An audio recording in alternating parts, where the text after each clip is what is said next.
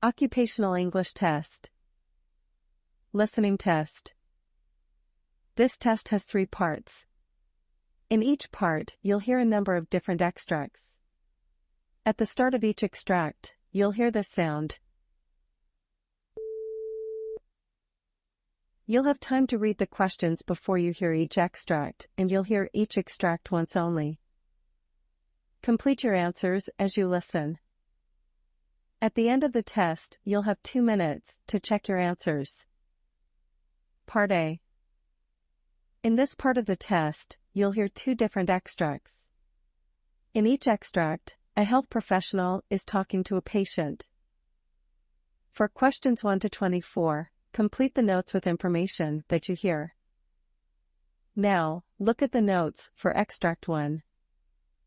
Extract 1, questions 1 to 12. For questions 1 to 12, complete the notes with a word or short phrase that you hear. You now have 30 seconds to look at the notes.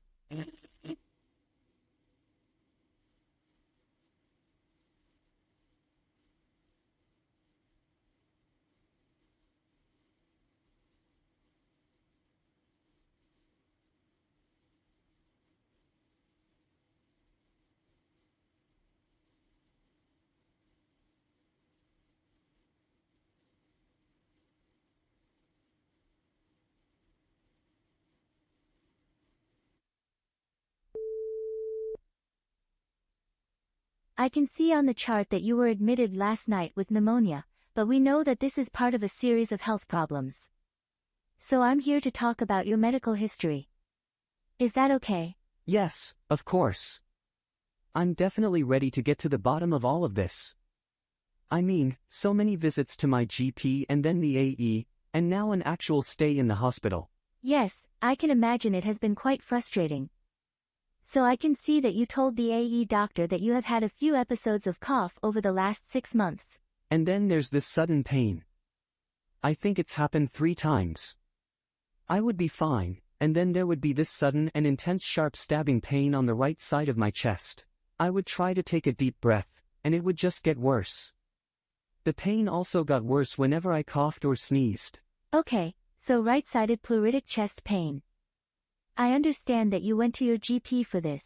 Yes, I went to my GP, and I did get better after each episode. Another thing I have also gone to my GP for, but it has not gotten better, is my difficulty with swallowing. Oh, I don't see that here in the notes. No, I don't think we got to that last night when I came into the hospital. So anyways, I've been having difficulty swallowing for the last 5 years or so. Oh my, that is quite a long time. Yes, it is. Starting out, it wasn't a big problem. Food seemed to get stuck right behind the breastbone. It often got a bit better as I continued to eat, so about 3 years ago, my GP arranged for me to have an outpatient upper gastrointestinal endoscopy, which came out normal. That was reassuring, of course, but since then, the problem has gotten a lot worse. What do you mean the problem has gotten more severe? Is there pain? I have recently started having problems with regurgitation and vomiting. The strange thing is that it appears that the food never even hits my stomach. And do you have any relevant family history of respiratory issues or digestive issues? No, not that I'm aware of. And are you a drinker or smoker? No, I've never smoked in my life. I do have a few drinks with my friends once a week or so, but no more than 4 or 5 beers a week. Okay, so I have here the chest x-ray that was taken when you were admitted. So here I can see a dilated fluid-filled esophagus with no visible gastric air bubble. This explains your respiratory issues. How is my esophagus related to my lungs? Well, food is spilling over from your esophagus into your lung, which has caused your episodes of respiratory infections. You said earlier you had them on the right, and this is consistent with spillover from the esophagus. But I had that endoscopy done, and it didn't show anything at all. Yes, it seems you had the endoscopy done at an early stage, so that is why it didn't pick anything up. So what is the diagnosis? Do you have a name for this? Well, I want to do a few more tests, but the likely diagnosis is achalasia of the cardia, which is a neurological disturbance of the intersecting nerves at the lower end of your esophagus. Other common causes are benign esophageal structures from acid reflux, malignant structures, or an esophageal pouch. Okay. And what would be the treatment for this problem?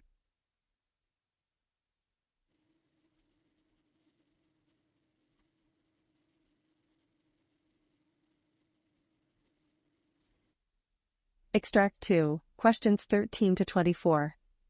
For questions 13 to 24, complete the notes with a word or short phrase that you hear. You now have 30 seconds to look at the notes.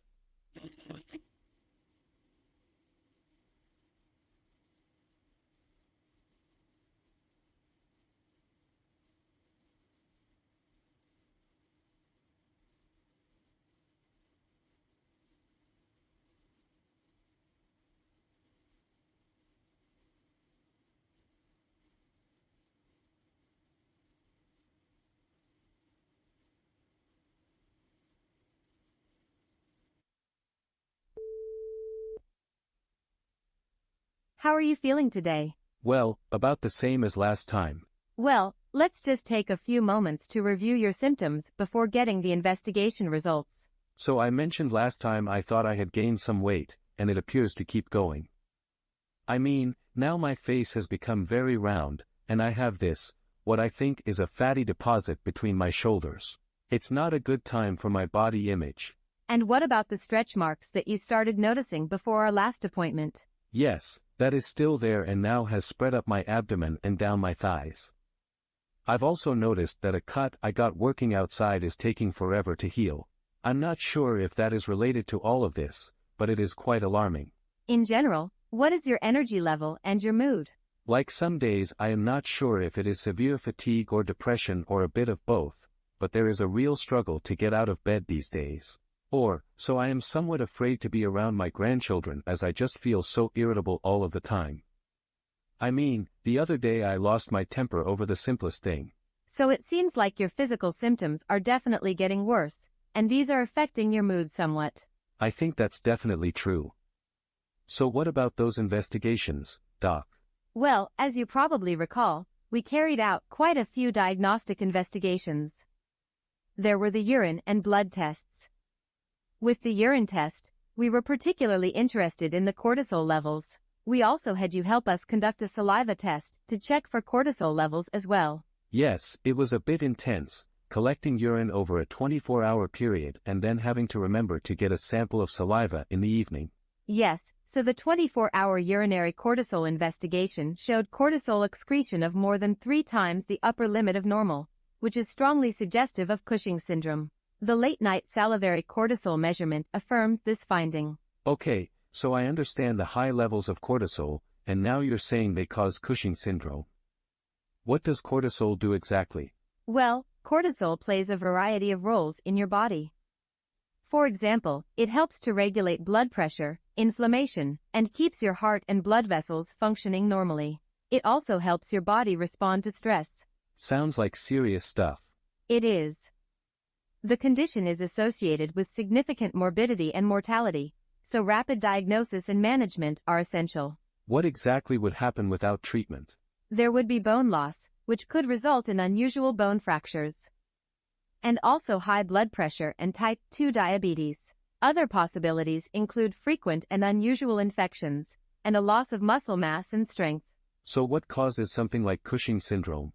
Well, there are a few different causes, but the most common cause is the use of corticosteroids like hydrocortisone or prednisone over an extended period of time. However, we can rule out corticosteroids in your case because you are not on this type of medication. That leaves your body's own overproduction of cortisol, which is also known as endogenous Cushing syndrome. Here, there are still a few possibilities, including a pituitary gland tumor and an adrenal cortex tumor or a primary adrenal gland tumor. And so how do you find out which one is causing my condition? Well, there are a few more investigations to be done. First of all, we need to detect plasma ACTH levels. It is also necessary to get an MRI of the pituitary and a CT scan of the chest and abdomen.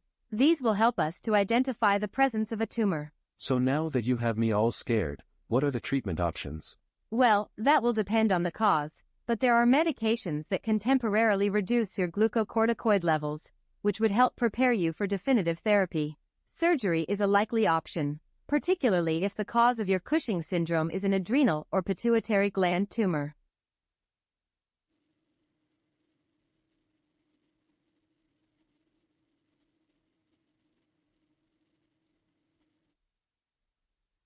That is the end of Part A. Now look at Part B. Part B. In this part of the test, you'll hear 6 different extracts. In each extract, you'll hear people talking in a different healthcare setting.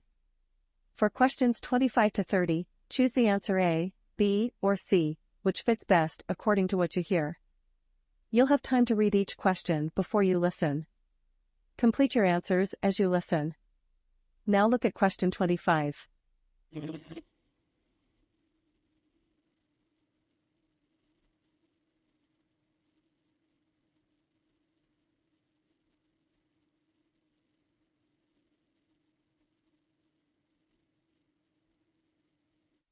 Johnson, it seems that your diarrhea has not cleared up. Oh no, I took the medicine you prescribed, but I am still having diarrhea. I've lost quite a bit of weight as well. I remember in your initial appointment you said that your diarrhea was watery, yellow, and foul-smelling, and that you were experiencing a loss of appetite and nausea. Now, along with this weight loss, I suspect it is something else. Where did you travel to recently? Was it somewhere in Eastern Europe? I went to Russia, to St. Petersburg. All right, so I think what you have is giardiasis. It is most common in the tropics, but it can also be found in Russia.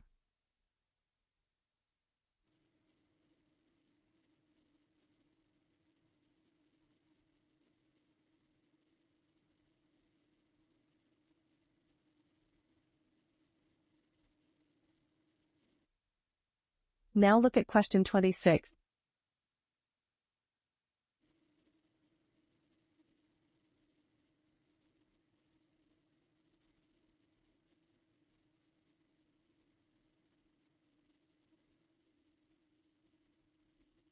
So, Mrs. Hardy, you're complaining of abdominal pain. Yes, it won't go away, and it has become more and more severe over the last day. I'm also feeling nauseated and hot and cold. You are probably dehydrated. Have you had any surgeries in the past couple of years? Yes, I was treated for an ulcer about 5 years ago. Well, I can see that you are running a fever and that you are tender in the right upper quadrant and epigastrium. I'm going to order an abdominal X-ray and blood tests to help us get a better look at what might be causing your pain. In the meantime, I'm going to put you on intravenous fluids to avoid dehydration.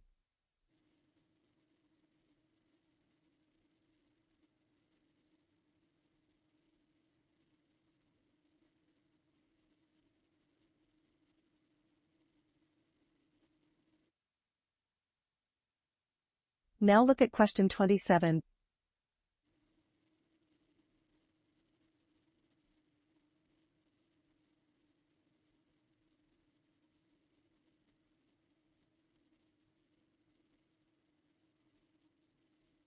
Okay. Last night, a 35-year-old man was admitted after he presented in the emergency department with a rapid onset of a painful swollen right knee. There is no history of trauma to the knee or previous joint problems, and there is no history of significant medical illnesses.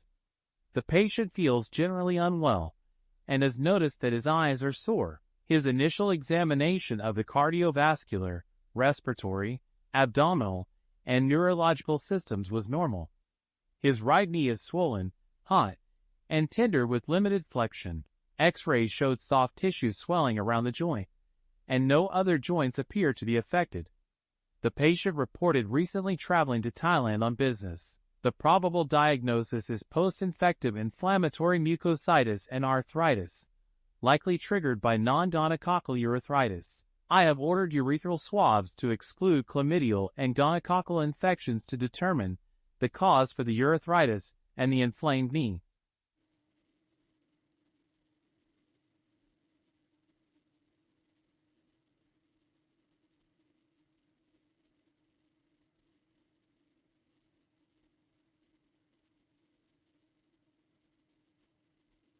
Now look at question 28.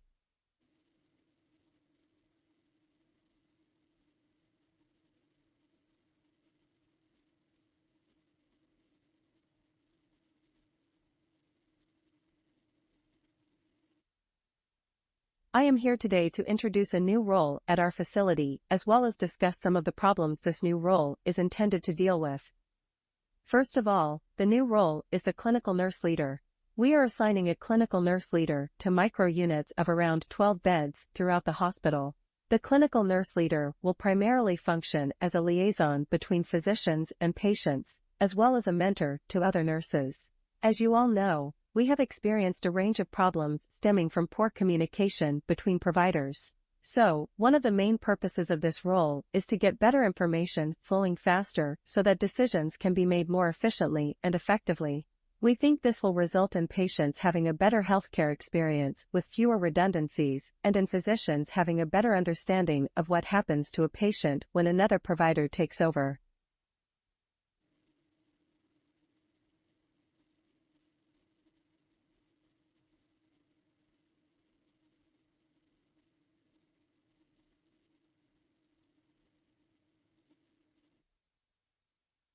Now look at question 29.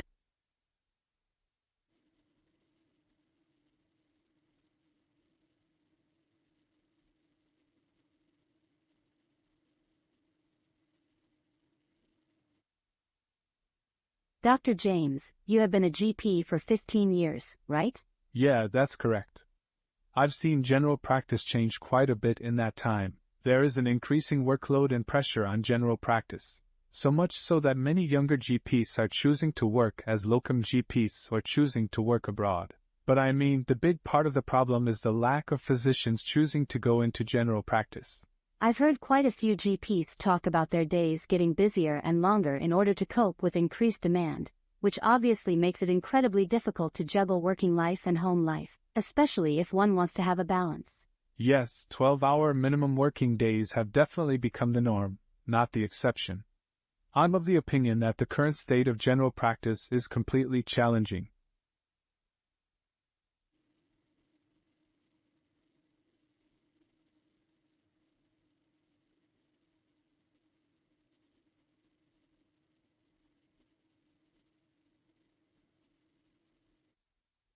Now look at question 30.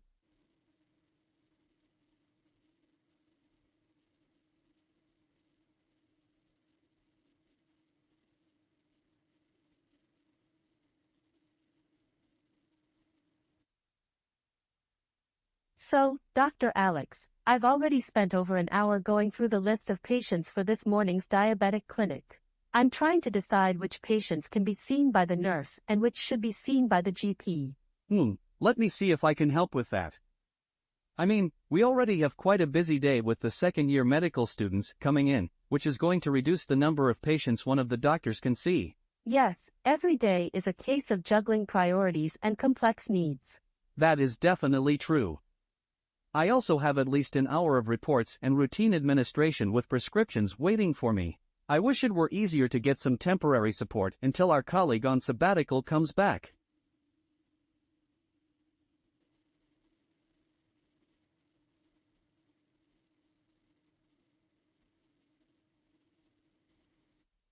That is the end of part B. Now look at part C. Part C. In this part of the test, you'll hear two different extracts. In each extract, you'll hear health professionals talking about aspects of their work. For questions 31 to 42, choose the answer A, B, or C, which fits best according to what you hear. Complete your answers as you listen. Now look at extract 1.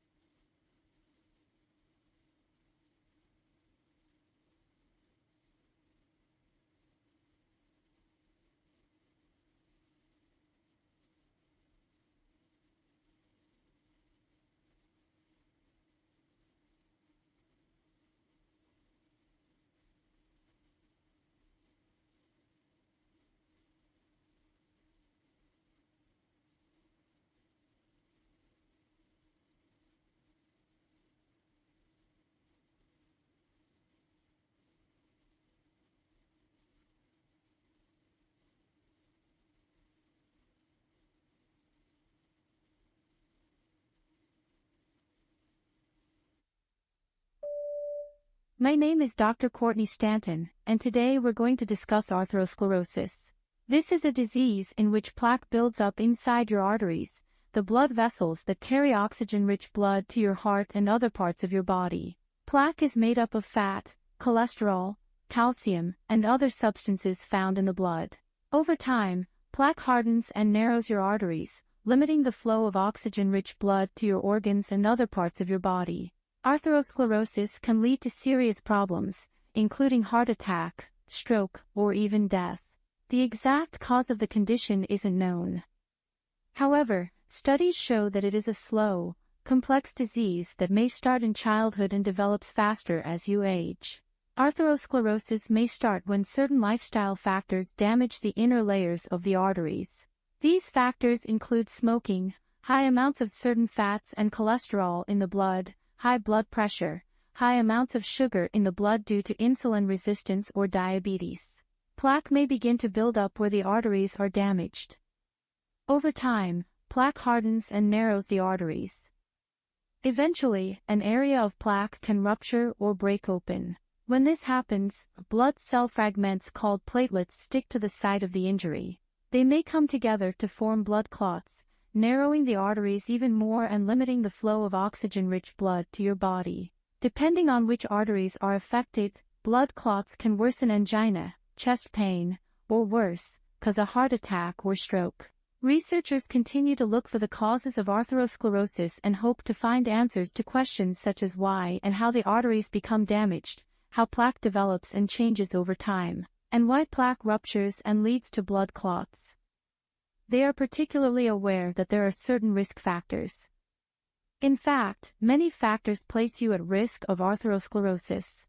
Some of these risks can be prevented, while others cannot. The first risk factor is family history. If atherosclerosis runs in a person's family, then they may be at risk of hardening of the arteries. This condition, as well as other heart-related problems, may be inherited. Lack of exercise is another risk factor. Regular exercise is good for the heart. It keeps the muscles strong and encourages oxygen and blood flow throughout the body. Living a sedentary lifestyle increases your risk of a host of medical conditions, including heart disease. A third risk factor is high blood pressure, which can damage blood vessels by making them weak in some areas. Cholesterol and other substances in the blood may reduce the flexibility of arteries over time. A fourth risk factor is smoking. Smoking tobacco products can damage blood vessels and other areas of the heart. The final risk factor that I'll highlight today is diabetes. People with diabetes tend to have a much higher incidence of coronary artery disease. Most symptoms of atherosclerosis aren't noticeable until the blockage occurs. Common symptoms include chest pain or angina, pain in the leg, arm, and anywhere else that has a blocked artery, shortness of breath, fatigue, and confusion which occurs if the blockage affects the circulation to the brain, and muscle weakness in the legs from lack of circulation. Once a blockage occurs, it's generally there to stay. With medication and lifestyle changes, though, plaque may slow or stop growing. It may even shrink slightly with aggressive treatment. Treatment options include lifestyle changes. Reducing risk factors that lead to atherosclerosis will stop or slow the process. That means a healthy diet, exercise, and no smoking. These changes won't remove blockages, but they are proven to lower the risk of heart attacks and stroke. Medication plays a crucial role as well. Taking drugs for high cholesterol and high blood pressure will slow and may even halt atherosclerosis. They could also lower the risk of heart attack and stroke. Doctors can use invasive procedures to open up blockages from atherosclerosis or go around them.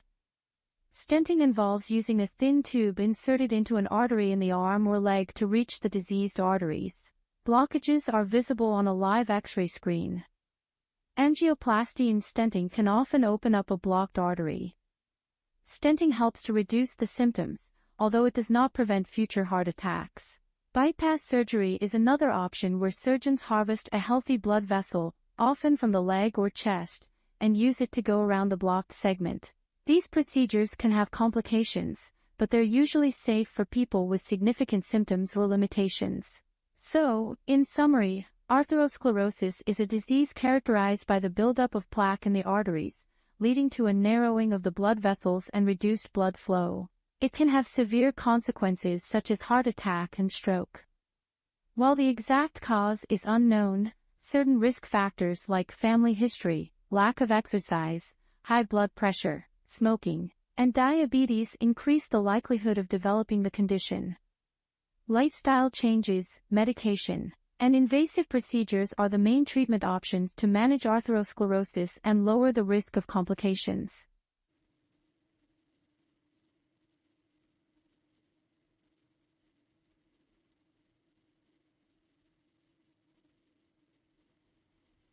Now look at Extract 2. Extract 2, questions 37 to 42. You now have 90 seconds to read questions 37 to 42.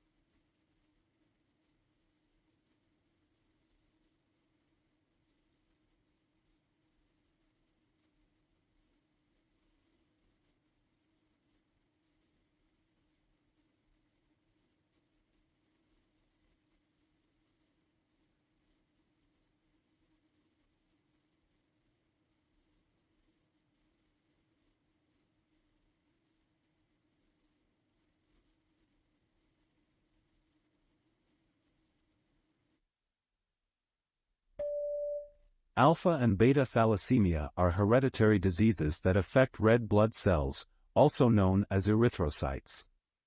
They fall under the category of hemoglobinopathies. These genetic disorders result in the production of abnormal hemoglobin molecules, causing the blood cells to be fragile and prone to damage, leading to their premature death. Many thalassemia patients require regular blood transfusions for their survival. Thalassemia can be classified based on the affected chain of the globin molecule. In alpha thalassemia, the production of alpha globin is deficient, while in beta thalassemia, the beta globin is defective. In newborns with alpha thalassemia, there is an excess of gamma chains, while in adults, there is an excess of beta chain production. These excess beta chains form unstable tetramers with abnormal oxygen dissociation curves. Alpha globin is encoded by 4 genetic loci. The severity of thalassemia depends on the number of defective loci or affected genes. When a child is missing one locus or has an abnormal gene, it is considered silent alpha thalassemia carrier. These carriers do not exhibit any symptoms but can pass on thalassemia to their children. Missing 2 loci or having 2 mutated genes is known as alpha thalassemia minor or alpha thalassemia trait. In this condition, the red blood cells may be smaller than normal, microcytosis, and there may be mild anemia. When 3 loci or genes are missing or mutated, it results in a condition called hemoglobin H disease. The symptoms and signs in this case are moderate to severe. If all 4 loci are affected, the fetus cannot survive outside the uterus and may result in stillbirth or death shortly after birth. Moving on to beta thalassemia, it occurs when the gene responsible for beta globin secretion is defective. Beta thalassemia can lead to varying degrees of anemia, ranging from mild to severe. It is particularly common in individuals of African, South Asian, and Mediterranean descent. Beta globin, along with alpha globin, is one of the proteins that make up hemoglobin. Beta thalassemia is classified into 3 major categories based on the number and severity of the mutations in the beta-globin genes. Beta thalassemia trait or beta thalassemia minor occurs when one of the beta-globin genes is mutated. Patients with this condition usually have mild signs and symptoms that do not require treatment but can pass on thalassemia to their children. They may exhibit mild anemia and have smaller than normal red blood cells, microcytosis. Beta thalassemia major occurs when both beta-globin genes are altered with severe mutations. It is the most severe form of beta thalassemia. Children with beta thalassemia major often appear healthy at birth but develop symptoms within the first 2 years of their life. This condition leads to life-threatening anemia and requires regular blood transfusions. Mutations in both beta-globin genes may also result in beta thalassemia intermedia, which is less severe than beta thalassemia major. Patients with beta thalassemia intermedia usually experience moderately severe anemia and may require periodic blood transfusions.